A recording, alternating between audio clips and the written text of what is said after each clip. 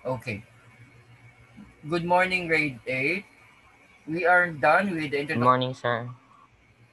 We are now needs to continue to the lesson proper. By the way, today is February 24. I have only two students and we started 10:05. Let me share my screen.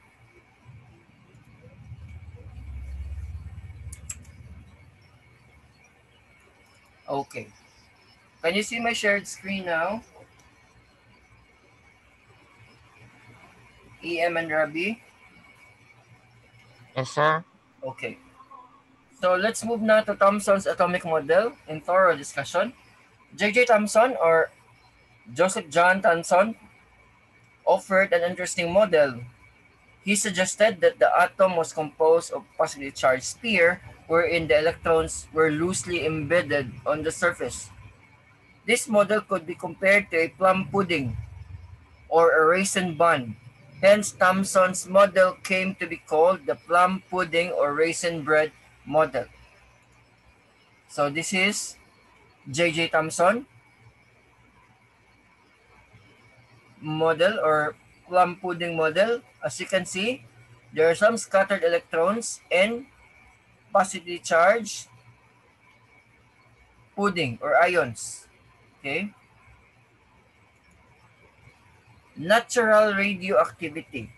Ernest Rutherford, between 1871 to 1937, a British physicist, completely unraveled the nature of Barackel's ray, okay, or Becquerel rays. These are rays emitted by the uranium material. Uranium is highly what radioactive. That is why he discovered his with his co-workers that the rays are of three types. The first type is the positively charged particles called the alpha particles or the alpha rays. The second type are the negatively charged particles or the beta rays or the beta particles. The third type is the uncharged particles called the gamma rays or the gamma particles. Rutherford's nuclear model of an atom. In 1911, Rutherford studied the alpha particles. He used this to test Thomson's model of the atom. He used alpha particles to see bullets to fire at a gold foil and see what happened. Okay? This is now the time that Rutherford actually experimented about the alpha particles using a gold foil. The result seen as small flashes on a fluorescent screen. Okay, from the result of his experiment, Rutherford concluded that there must be a small and massive center inside of each gold atom that was positively charged. This explained why a few alpha particles bounced right back toward the source. He also concluded that an atom must be mostly empty space to explain why most alpha particles went straight through the gold foil. Okay, this is now the Rutherford's atomic model and his experiment actually. If you're going to look at, it's a gold foil. Okay, it's a gold foil and the alpha particles is actually bouncing to the detecting screen. Okay, this is Rutherford's model. Question so far, EM and Rabi. None, sir. No. Structure of the nucleus and the neutron. Okay.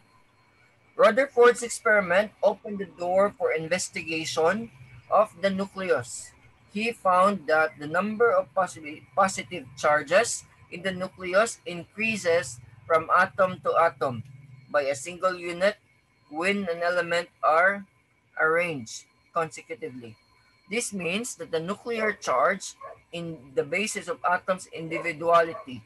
Rutherford also established that the positive charge or positive charge is due to the presence of the fundamental particle called protons. Protons are the positive charge ions. The atomic number, which is designated as Z of an element, is the number of protons in the nucleus. Again, the atomic number, which is designated as Z of an element, is the number of protons in the nucleus. Since an atomic or an atom is electrically neutral, the number of protons must be equal to the number of electrons. Okay? The discovery of the third fundamental particle in 1932 was credited to James Chadwick. That's around 1891 to 1974, a British physicist. The exclusive particle called neutron. It was discovered by Chadwick. It has a mass roughly equally to that of a proton but has no electric charges. Since the mass of an atom is concentrated in the nucleus, a mass number designated as A is equal to the sum of the masses of protons and neutrons. Let's discuss this further later because I will ask you to identify the number of electrons, protons, and neutrons in a particular element, even isotopes. Alright? To calculate the number of subatomic particles in an atom, use its atomic number and mass number. So this is now the equation or the formula. Please take down notes. The number of proton is equal to its atomic number. No question. Right? The number of electrons is equal to its atomic number minus the charge. Like for example, if you have a, let's take this for an example. If you have a lithium, or no, let's have ferric chloride. Okay. Ferric, Fe, 3, negative 3. Okay. If it is negative 3, then again, the number of electrons minus the atomic number minus the charge. So you need to deduct it with minus 3 with the charge. Okay. How about the neutrons?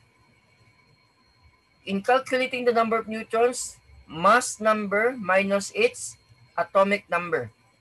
Okay, let's have this example. Let me share my screen again.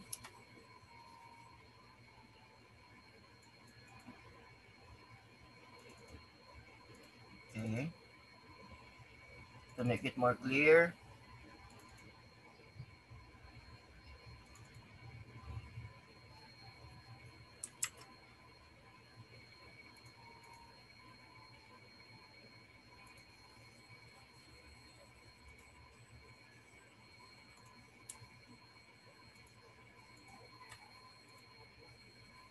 Can you see my shared screen now?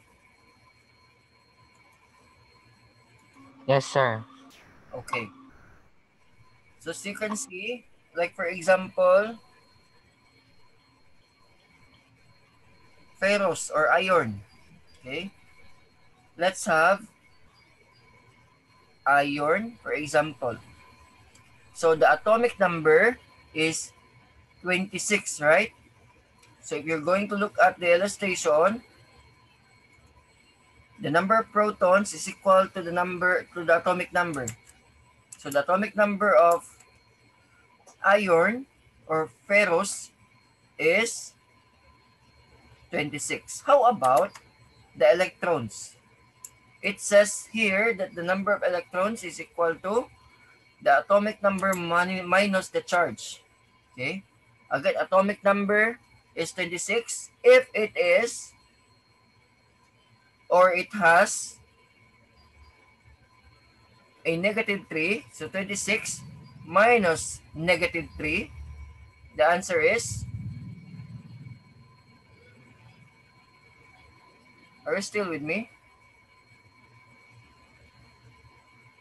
Yes, sir. Okay. If it is 26 minus negative 3, it will become 23, teacher. minus Sir. negative 3. Negative minus negative. It will become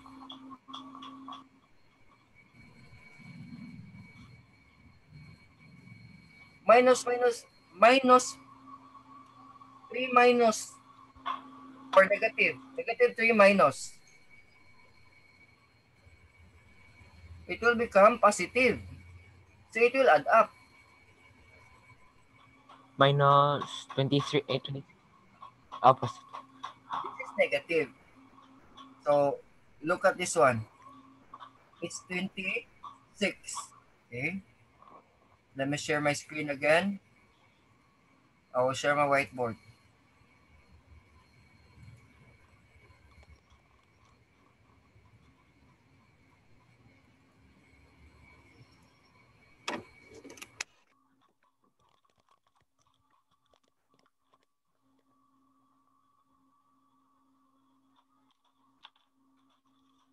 Have this one as an example.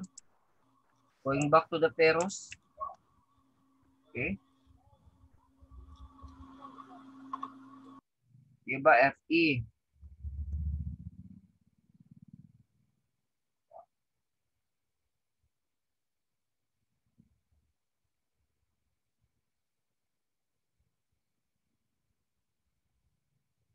Okay.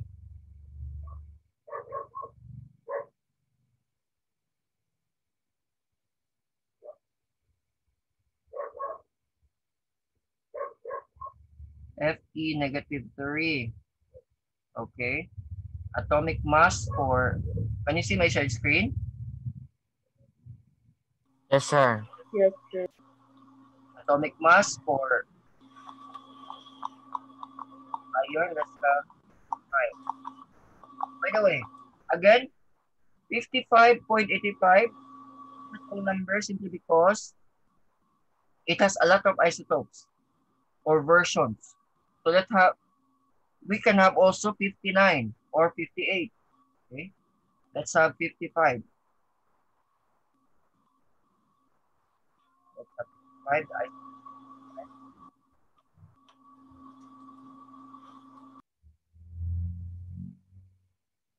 55 and the atomic number on the lower side, which is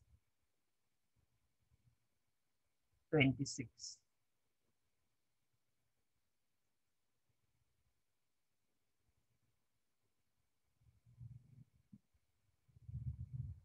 Okay, so the protons is equal to its atomic number, right?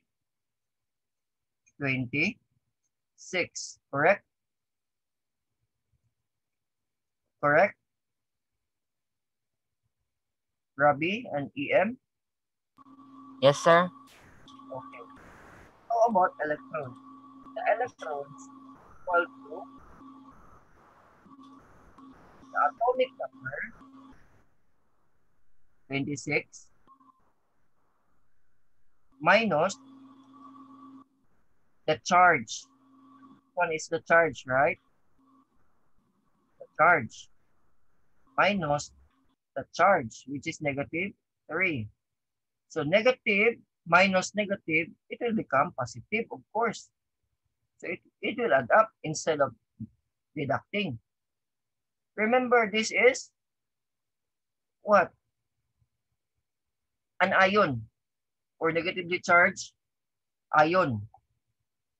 So the electrons is has more electrons than protons. So 26 plus 3, it is, or it has 29 electrons. How about neutrons? What is the formula to get your neutrons? It is the mass number or atomic mass minus atomic number. Okay, atomic mass minus atomic number. Atomic mass is equal to 55 minus atomic number is 26. Okay. 55 minus 26.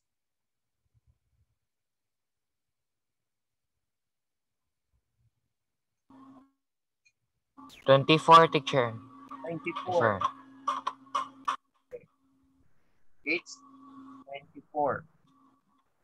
So, the answers are, we have 26 protons, 29 electrons. Why it's 29? Because this is an ion. An ion. It is a negatively charged ion. Okay? And of course, 24 neutrons. Those are the answers. Again, negative minus negative, it will always come up with a positive or plus. It will add up instead of deducting. How about if it is positive 3? Okay? If it is positive 3, it will deduct.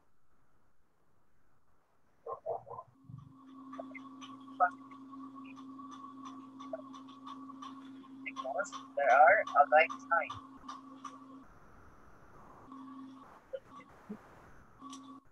It will become 23. Remember that this positive 3, it will transform the element into a cation or positively charged ion. So, the characteristic of a positively charged ion is it has a lot of protons than the neutron. Okay, question so far? Another example? No, sir. None, sir. The concept is different.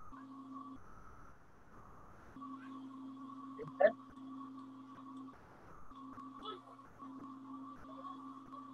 Are you still with us? Yes, sir. Okay. Let's continue.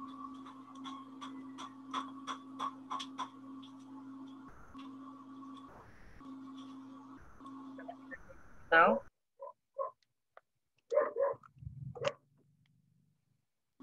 Yes, sir.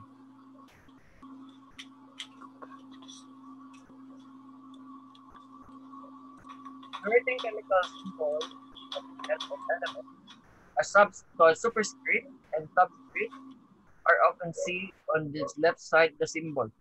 Okay? A superscript or the superscript refers to the atomic or mass number. Rather, it's a mass number. Or the mass of an element or atomic mass. Okay? While the subscript, the lower one, it refers to the atomic number. Okay? Studies on masses of atoms show that atoms of the same element have different masses. This is now called the isotopes, the one that I'm telling you. Okay, this is the reason why some of the elements is not in what? In whole numbers. Simply because they contain a lot of versions, a lot of species called isotopes. A lot of isotopes. Again, what is isotope? Again,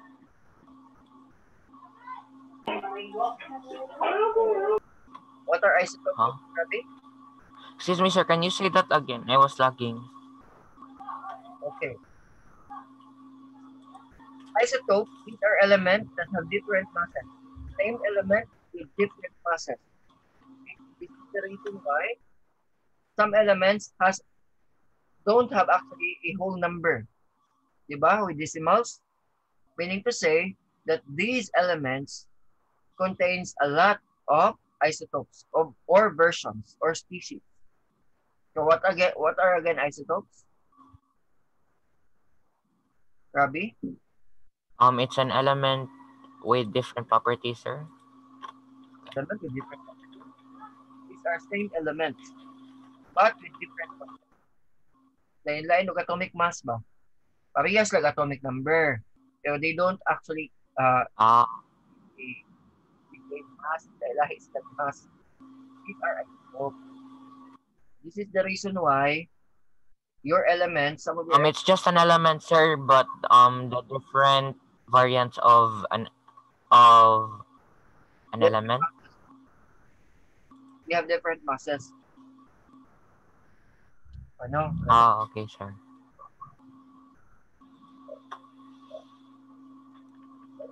Okay. For example, um, let's have magnesium. Magnesium is 24.31.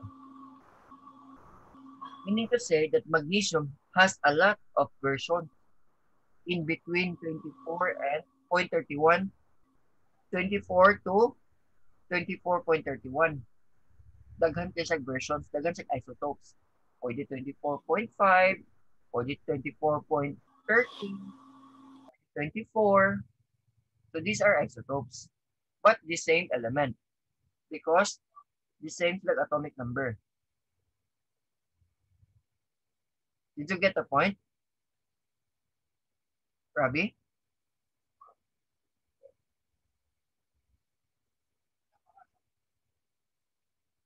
Robbie? Yes, sir. Yes, sir. Let me share my screen again. Again, isotopes, these are elements or same elements which have different masses. This is the reason why your periodic table or your a lot of your elements are not in whole numbers. They are in or with decimals. Let's continue. Isotopes of different masses or mass numbers. Thus, they also differ in number of neutrons. However, the variation in the number of neutrons does not change the identity of an element because isotopes of a particular element have the same protons, right? Rabi? Grade 8, are you still with me? Yes, sir. Okay. Yes, sir. The same protons. Why the same protons? Remember that the number of protons is equal to the atomic number. So they have the same number of protons. They will vary only with the number of electrons and neutrons. The discovery of isotopes contradicted Dalton's postulate. Also, Yes, Rabi? also, sir, aren't isotopes unstable, and that unstableness leads them to being radioactive? Yes, these isotopes are highly reactive and unstable. Why? They need to be paired with other element in order for them to be stable or stabilized. Later on, we will discuss the instability of these elements. Why do they need to pair? And what are these valence electrons? This is because of their valence electrons. Okay. The discovery of isotopes contradicted Dalton's postulate that all atoms of a given element are alike. There are about 250 isotopes occurring naturally. More than 1,000 are made in nuclear reactors. That's why they are highly reactive. Isotopes are found to have extensive applications in medicine. Like for example, cobalt-60 is used in cancer therapy, while iodine-121 is used for greater therapy. Diba? However, an atom may have a charge. If an atom has more electrons than protons, the one that I'm telling you a while ago, the species becomes negatively charged or an ion. If an atom has less electrons than protons, the species becomes now positively charged, ion or cation. Charged species in general are called ions. They are ions. Okay. Again, if an element or an atom has more negatively charged ion or an ion, it will become an ion. If the species or an atom has more protons than electrons, it will become cation or positively charged ion.